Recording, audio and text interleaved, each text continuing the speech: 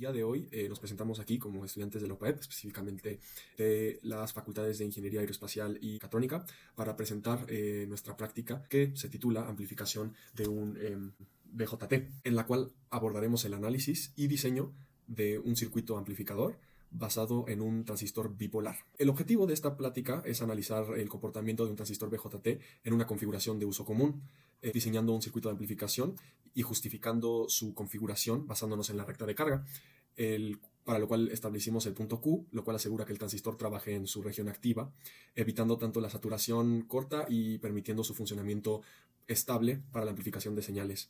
El transistor BJT es un dispositivo semiconductor que tiene 3 terminales: base, colector y emisor, cuya función principal es controlar flujos de corrientes y, en esta forma, operar como un amplificador. Antes de explicar la polarización, hay que explicar un poco con qué estamos trabajando. Estamos trabajando con un transistor BJT NPN. Cuando opera en su región activa, que nosotros denominamos punto Q, presenta una unión base-emisor polarizada. ¿Pero para qué sirve? El objetivo de esto es fijar un punto Q que se encuentre dentro de una región activa, alejada de la zona de saturación y zona de corte, para tener una salida de señal lineal y más limpia. Analizar el comportamiento del amplificador, corriente alterna específicamente, recurrimos al modelo de pequeñas señales, el cual tiene 2 formas comunes de representación, las cuales son el modelo en R y el modelo en pi. En este caso, utilizamos el modelo pi porque proporciona una visión más clara de la impedancia de entrada y de salida y permite expresar la base de tensión sin depender directamente del parámetro beta. Y el procedimiento que utilizamos para un BJT.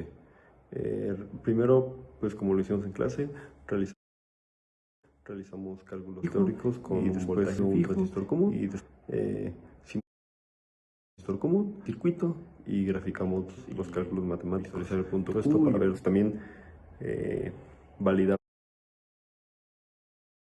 multisim y GeoGebra. Primero que nada, definimos una tensión de alimentación del colector de 12 volts y por emisor con divisor resistivo en la base. Sal de polarización, ¿por qué? Porque es un modelo confiable que no se afecta tanto. Si hay unos cambios, se autorregula este mismo, por eso es el que ocupamos y tiene que podemos utilizar unas funciones para asimismo, pues con el propósito matemático,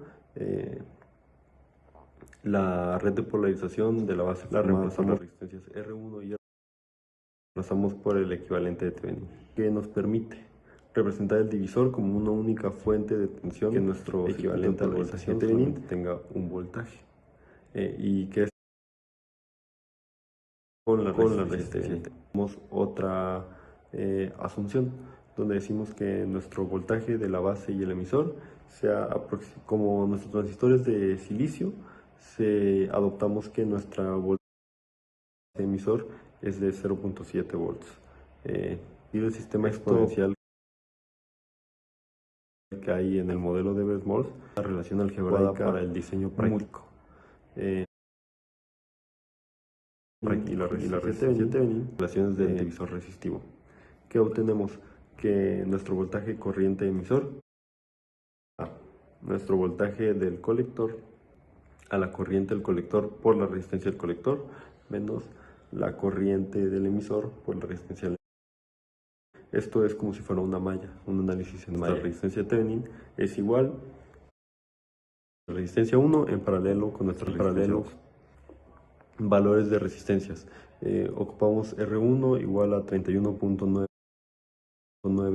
kilo ohms y R2 igual a 6 kilo ohms. Esto, sustituyéndolo en la forma de Thevenin, es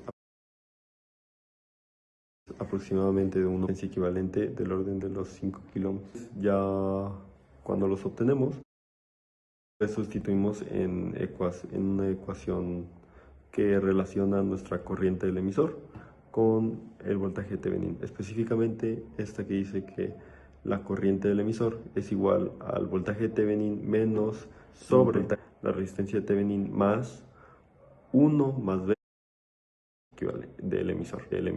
Sustitución, obtenemos que nuestra corriente del emisor es 1.9 miliamperes.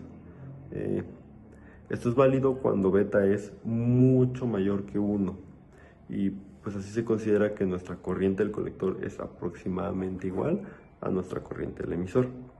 Asimismo, podemos utilizar la asunción que cuando beta es mucho mayor que 1, nuestra corriente del colector es aproximadamente igual a beta veces la corriente de base pequeña. ¿Eso qué nos dice? Esta relación proviene de las simplificaciones del modelo exponencial.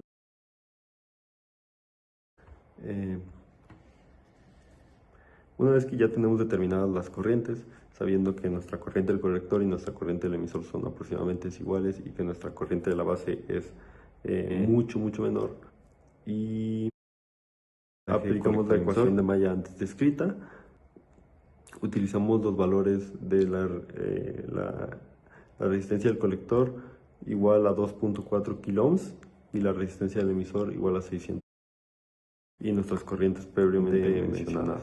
Voltaje aproximadamente de 3 volts. Esto indica dónde se localiza nuestro punto Q, que está aproximadamente a la mitad de la... Es una condición buena, ya que pues está antes de las regiones de corte o de saturación. Está en un punto medio entre esos dos, por lo cual es un... Teniendo nuestro transistor ya polarizado, comenzar con la amplificación, con el amplificador ideal. En el análisis de pequeña señal se considera que las fuentes de corriente continua se reemplazan y que los capacitores se comportan dentro de la banda media de operación. Es válido siempre que sea mucho menor que la reactancia asociada del circuito.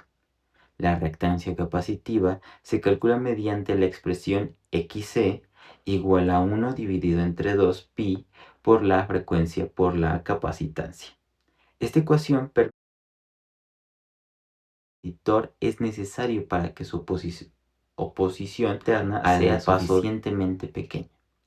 Para diseñar los capacitores se parte de una frecuencia mínima de operación, que en este caso fue de 440 Hz.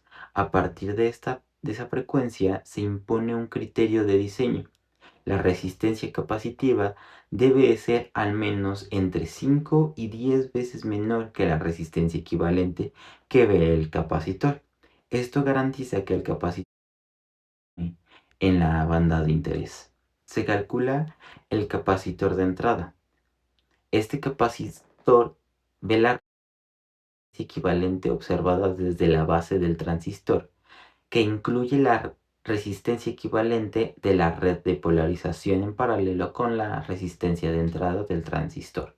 Una vez determinada la resistencia equivalente, que es el valor dividida entre un factor de seguridad, y se despeja la capacitancia usando la fórmula de C igual a 1 sobre 2pi por la frecuencia de la reactancia seleccionada. El resultado debe ser en orden de los microfaradios. Después se calcula el capacitor de salida. En este caso, la resistencia que se considera es la resistencia equivalente vista desde el colector hacia la carga. Se aplica exactamente el mismo procedimiento, se determina la resistencia equivalente, se establece una reactancia suficientemente pequeña respecto a ella y se despeja el valor de la capacitancia. Este capacitor permite que la señal alterna amplificada pase a la carga. El capacitor conectado en paralelo con la resistencia de emisor requiere un análisis adicional porque afecta directamente la ganancia. Sin este capacitor, la resistencia de emisor introduce retroalimentación negativa en pequeña señal, produciendo la amplificación. Para magnificar maximizar la ganancia, se coloca un capacitor en paralelo a la resistencia del emisor. La alterna de dicha resistencia prácticamente es anulada. Para calcularlo se determina la resistencia equivalente vista por el capacitor en el emisor, que resulta la combinación de la resistencia del emisor con la resistencia reflejada desde la base. Una vez obtenida esa resistencia equivalente, se aplica una nueva fórmula de reactancia capacitiva y se despeja la capacitancia necesaria que su reactancia sea muy pequeña a la frecuencia mínima de diseño. Generalmente también resulta un valor del orden de varios microfaradios.